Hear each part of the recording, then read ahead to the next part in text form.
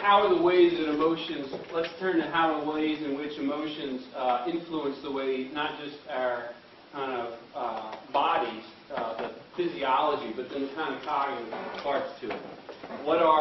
How is it that emotions influence the way we think, the way we perceive things? There's been a lot of studies on this by psychologists, and I'll just review some of that.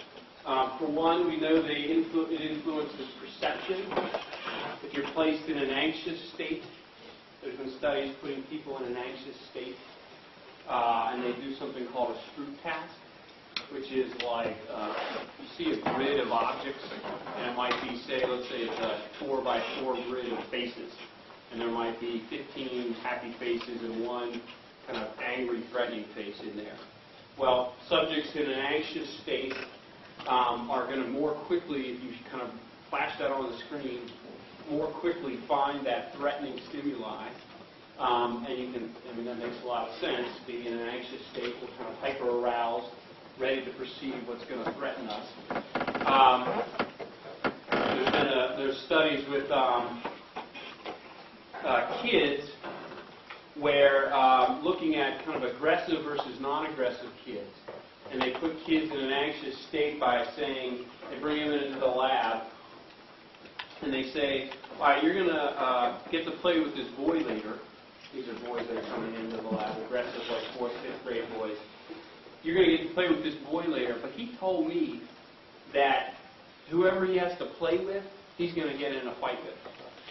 And what they, well, actually, what they started was showing the kids videos of kind of like interactions between other kids, where one kid bumps another kid, and they ask him, do you think he did that on purpose, or was he being mean, or was that an accident? They do that, then they give them this news about this getting in a fight, which is kind of like an anxiety-producing thing, and then they show more videos. And not surprisingly, all of a sudden kids are saying a lot more, oh, they're being mean. In these videos they see, they're being mean, he did that on purpose. So being in an anxious or nervous state, we're going to over-interpret things certain ways, and there's a survival mechanism of that. We're more cautious, when we're in an anxious state. We're looking out for threatening cues and interpreting things so that we don't miss anything that might threaten us. And, evolutionarily threaten survival, but, just kind of these things we should be paying attention to. They influence happiness. Alice Eisen is a psychologist who used to be here at UMBC, but then is up at Cornell now. She did studies with college students, looking at happiness and negative emotions, how they influence our ability to solve problems, and how gullible we are. Happiness seems to help us kind of figure things out creatively. We're able to make associations between things more effectively, but at the same time we end up being more gullible. And the way she did that was either like ads for like buying something, somebody's trying to sell you something, or a political message. You might listen to a political message, and she puts certain people in a positive mood or a negative mood, and they're more willing to kind of go along with buying the thing or agreeing with whatever the political ad was when they're in a positive mood. So it's not a totally good thing in terms of the way we perceive things. It helps us make associations, but we're not as critical. You think of like writers and poets, philosophers, who are depressed, but they're really good critics of things. They're very insightful in ways, and maybe some of that is because their kind of ongoing mood makes them better able to kind of more in a state of seeing criticisms and limitations to what other people see and and the way society functions. Obviously, emotions influence behavior. When we're sad, we're withdrawn. When we're angry, we tend to be aggressive. Although the reverse isn't true, we can certainly be aggressive without being in an angry state. Bullies aren't necessarily angry when they pick on a kid and usually aren't angry when they pick on a kid for their lunch money or something like that. Emotions are tied to memory. In fact, there's ways in which our memories are specially categorized by emotions, such that when we're in a particular emotional state, we're more likely to remember events that kind of align with that emotional state we're in. You might have heard that there's like this mood congruency effect, like you're more likely to remember events from when you were in that same state before. So if you're like sad now, you might remember events from when you were sad, a few years ago. There's some truth to that, but what is more true is that if you're sad now, you remember events that made you sad in the past. If you were sad 2 years ago, you might be slightly more likely to remember some details of some event that happened when you were sad, but what you're most likely to remember is the actual event that made you sad, and it's more likely to come back. For me, it was probably kindergarten, which is, you guys have much better memories than I do, but it's hard to remember, like in the neighborhood, things like the context is always the same, like the houses and the people, so it's like hard to remember what's the earliest. But from kindergarten, which is when I started schooling, I remember playing with the Miss Gagalski was the teacher, and she was this like really sweet old grandmotherly figure, Miss Gagalski, and so I liked her a lot. And anyway, I was playing the maracas one day and getting really into this song. There's some Mexican music on the radio, or the record player probably. And I'm like going like this, playing the maracas, and then I'm getting all excited, so then I like bang it on my knee, and it cracks, the maracas, these wooden maracas.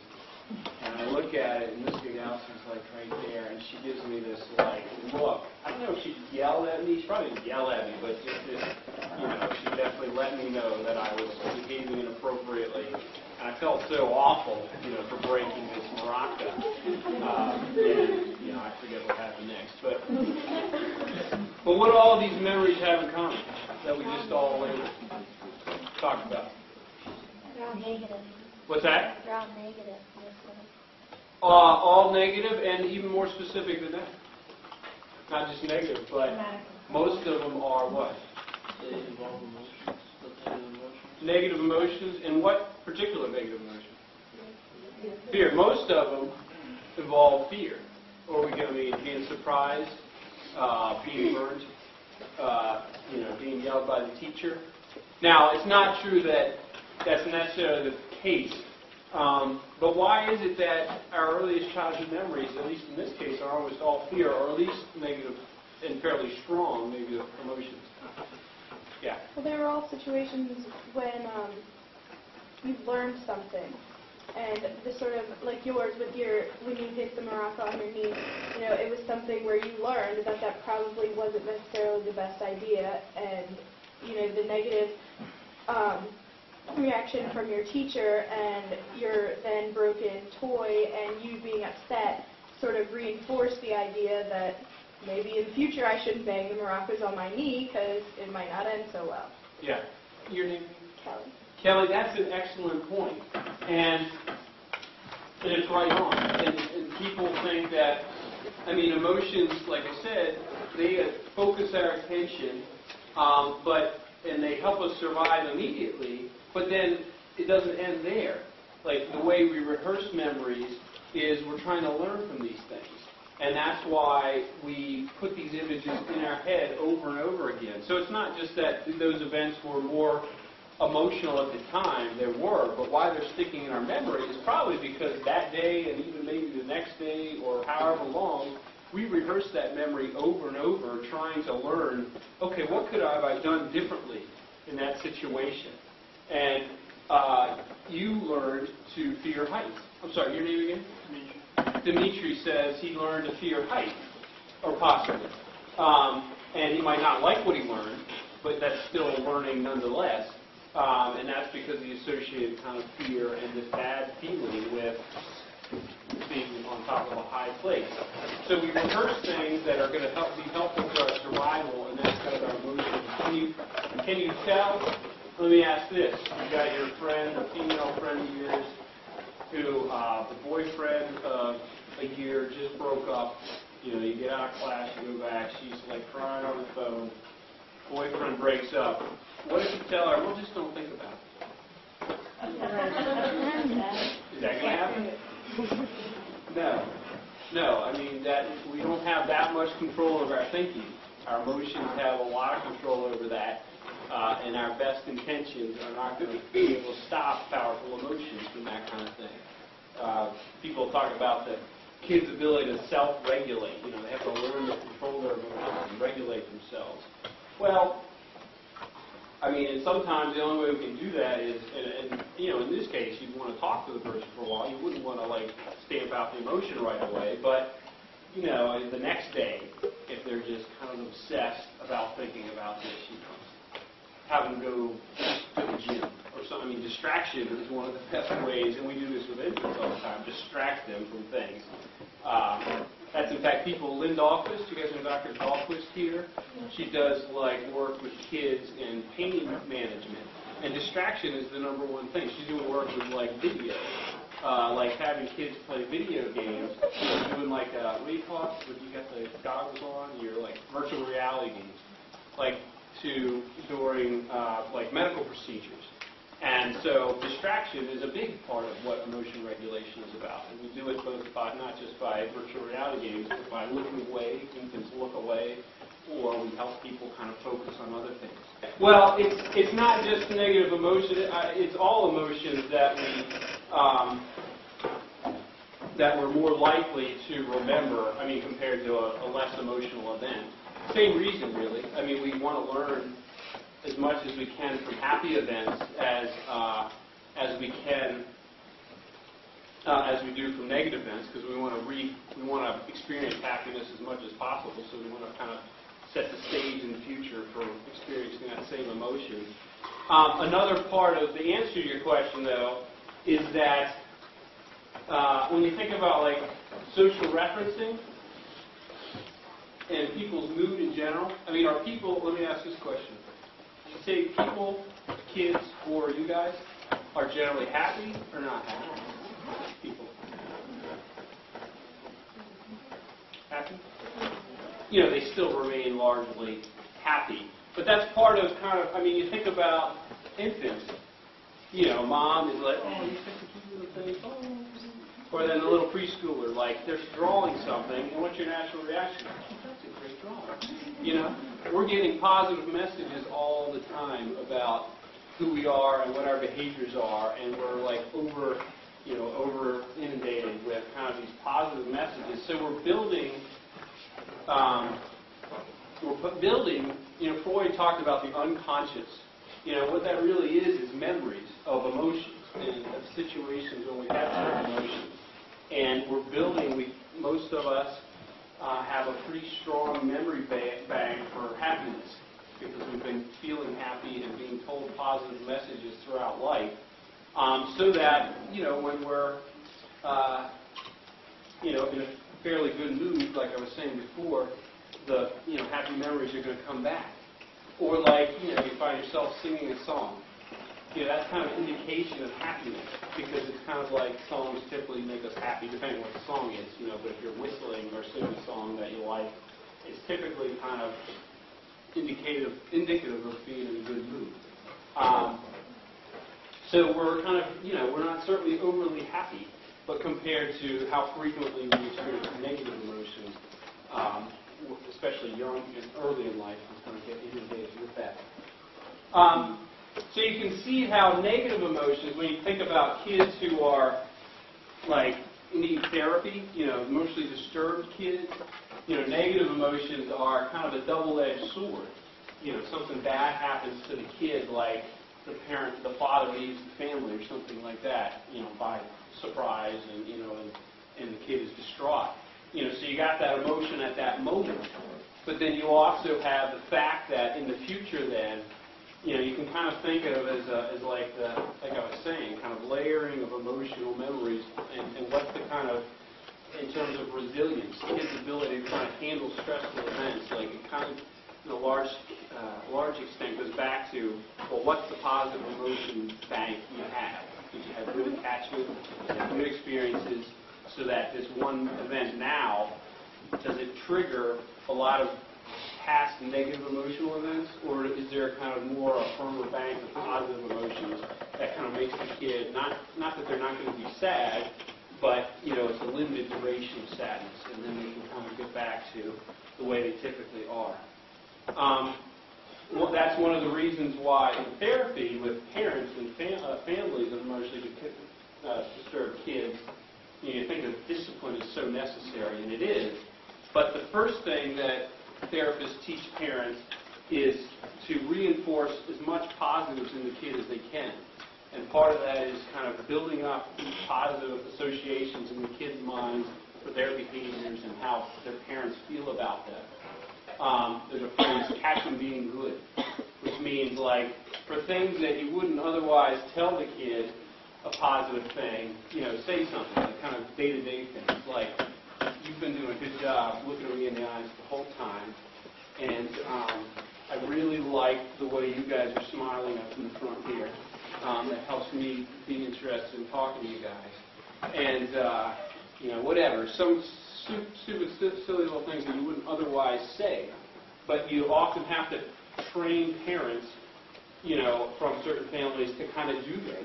They're not used to reinforcing their kids for simple little things. You're doing a good job sitting in your seat. You're doing a good job waiting. And kind of make it about the kid wanting positive experiences and helping the parents to kind of reinforce those things, and then building resiliency in their brains in terms of emotion memories. And in fact, we know conscience development, I think I talked about, there's a psychologist who talks about, has looked at kind of this term mutually positive affect. So looked at like moms and kids playing together and put them in different situations. And what percentage of the time do, I think I might have mentioned this a couple of weeks ago too actually, what percentage of the time do the mom and the kid kind of share smiles or positive interactions with each other? If you look every 30 seconds during a 10-minute period and then you kind of add it up, what's the percentage of positive communication going on? Well, and then she's followed kids longitudinally, like followed them up later. Well, the kids who have this mutually positive affect, with the parent, are better at conscience development. Their conscience develops more fully, meaning like they do tests where the kid is like they're playing a game, they're left alone in an experimental room, and the question is whether the kid cheats. So there's like a ring, like a rod here. You're supposed to throw rings on it, but you have to stay behind the line. Well, then the experimenter leaves the room, but of course there's a camera rolling the whole time. The kid doesn't know about it. Does the kid come up and do this or not? Do they follow the rules? And they find the kids who have had these more positive experiences have greater conscience development.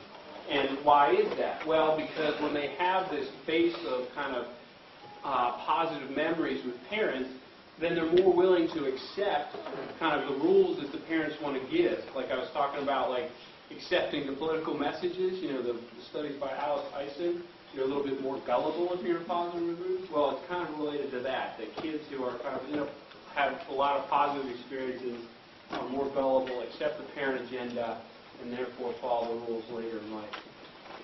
So we can see how emotions are kind of integral to development for kids. They provide a structure upon which learning occurs, but not just that they also, that they remain not just survivable, but also adaptive for us in terms of learning things like conflict resolution and things like that. So they really are critical in one of the basic building blocks, in addition to with like the brain's ability to make associations between things for what we would call social development and getting along with others. Okay. Mental medicine, an early version of psychology, actually fancy philosophers, educating physicians. They debated about the It's a video on nature nurture. On one side of the debate was the French philosopher Jean-Jacques Rousseau, who believed that people are born with all the skills and qualities that make them who they are. For Rousseau, it is nature, that which we bring into the world at birth, that most affects our development. We are born noble savages, always corrupted by our experiences and society. On the other side of the debate was the English philosopher, John Locke. For Locke, a baby is merely a blank tablet, devoid of any knowledge or skill.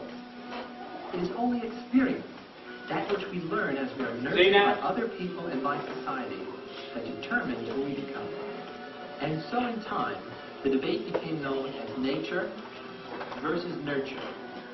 In 1800, the debate was sharpened by the discovery of a wild 12-year-old child, a naked savage boy who had apparently lived alone in the forest of Aveyron, France. Bridget? Here was a child with no experience of human nurturing at all, only of nature. A young doctor, Jean-Marie Itard, tried to civilize and educate the boy, whom he named Victor. At first, his intensive program seemed to be working. Victor learned how to avoid danger and how to follow instructions. But after 5 years, all progress stalled. Itard reluctantly called off the training program. Victor died at the age of 40, still unable to speak and behave like an ordinary man. Kelly? For many, the case of the wild boy of Aveyron was proof that nature, more than nurture, affects human development. That the new environment could not overcome Victor's basic imperfections.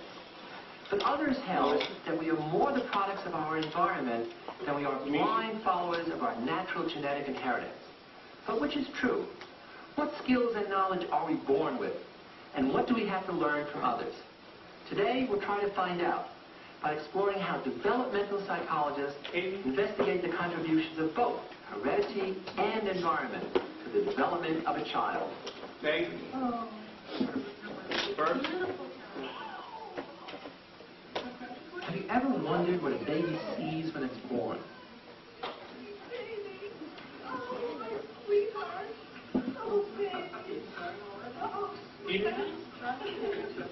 How it experiences the world.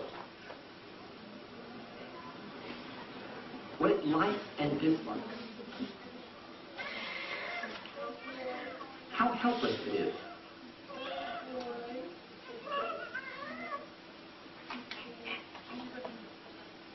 For William James, America's foremost psychologist at the turn of the century, an infant was a totally confused and helpless organism. James believed that babies are assailed on all sides by overwhelming sensations. In his words, one great looming, buzzing confusion, in contrast to the tranquility of life in the womb. In the late 1920s, John Watson, the founder of behaviorism, described the infant as a lively, squirming bit of flesh, capable of making a few simple responses. And as recently as 1954, a medical textbook proclaimed that newborns cannot focus their eyes or respond to sound. And many doctors still believe that babies cannot feel pain, but they're all wrong. For the past 20 years, research has pointed to an opposite conclusion. Maybe? That babies come into the world ready to perform all sorts of amazing feats.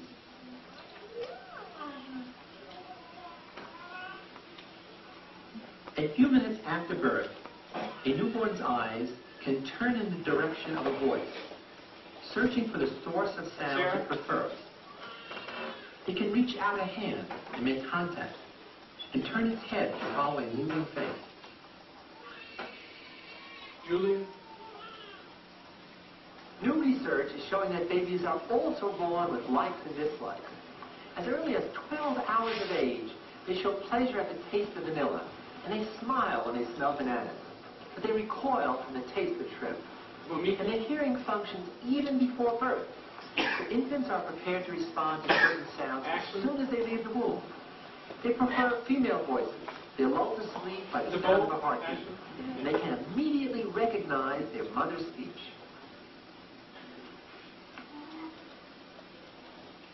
Vision, however, is less well developed. Babies are born legally blind, with about 20/500 vision. The reason is twofold. Newborns don't have enough cone cells functioning in their retinas, nor are there enough connections among the neurons in the visual cortex of the brain. But both develop very rapidly. Buddy? A 1-month-old can detect the contours of a hand at close distance. Badine, yeah, okay. A 7-week-old smiles as it scans its mother's face. A 2-month-old can distinguish colors. and a 3-month-old can bring distant objects into focus, almost as well as an adult. At 3 months, a baby can also perceive contrast well enough to detect differences in facial expression, reacting differently to faces that look happy, surprised, sad, or neutral.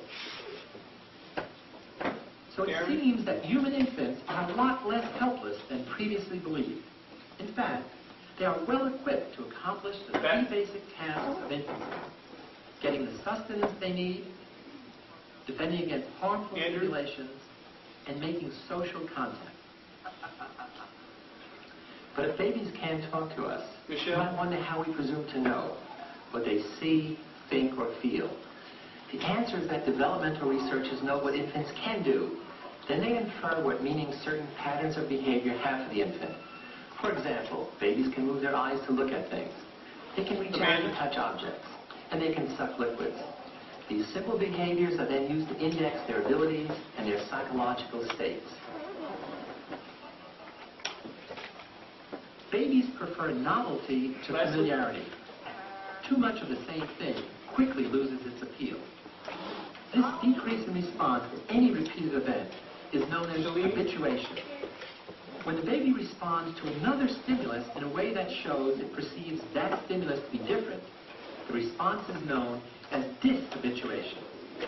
Together, habituation and dishabituation are one key to understanding a baby's mental processes.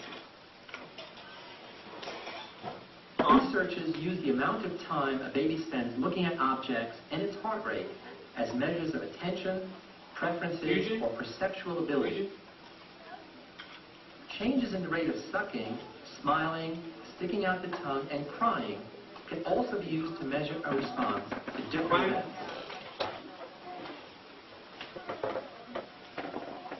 In 1958, psychologist Robert Fans started the tradition of using a baby's preference for looking at something new as a form of silent speech. Fans also observed that babies prefer objects that have contours to those that are plain, complex ones over simple ones, and whole faces over parts of faces that are jumbled up. But the researcher who most contributed to our understanding of what children know is Swiss psychologist Jean Piaget.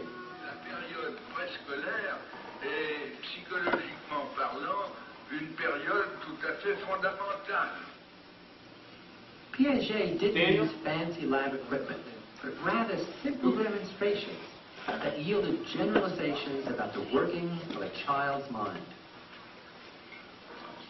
Consider how a child understands that when the appearance of something changes, it doesn't necessarily mean that the object itself has changed. In one of Piaget's demonstrations, 2 of the same size glasses are filled with equal amounts of colored liquid. The contents of one of the glasses is poured into a tall container. Now, would you say that there's the same amount of juice in the 2 cups? Or does one have more, or does the other have more? This one. This one has more? Why do you say that one has more? Because it's skinnier. 6-year-olds believe that the tall container now has more liquid than the glass. 7-year-olds are uncertain. And 8-year-olds know that despite appearances, nothing has really changed. Because this glass is just taller, but so you just done just to go and just sit here and put it in there. Alright. And that just filled it up, but the only thing is still the same amount. Good. That's very good thinking. The amount of colored liquid remains the same, no matter what container it's in. Its volume is conserved. But for all the value of Piaget's work, he, like many others, underestimated the age at which children develop various skills, because he confused their physical ability with their ability to understand. Often, children's mental functioning develops before their ability to make a certain physical response. At the University of Illinois, a team of researchers is now using ingenious experiments to discover previously unsuspected abilities of newborns and young children. Professor René Bellajon studies how babies develop the concept of object permanence. By object permanence, we mean really a set of beliefs about objects. Tilly? The first and most fundamental belief is that objects continue to exist when hidden. The first person Okay. to investigate... We'll stop there. I got halfway through.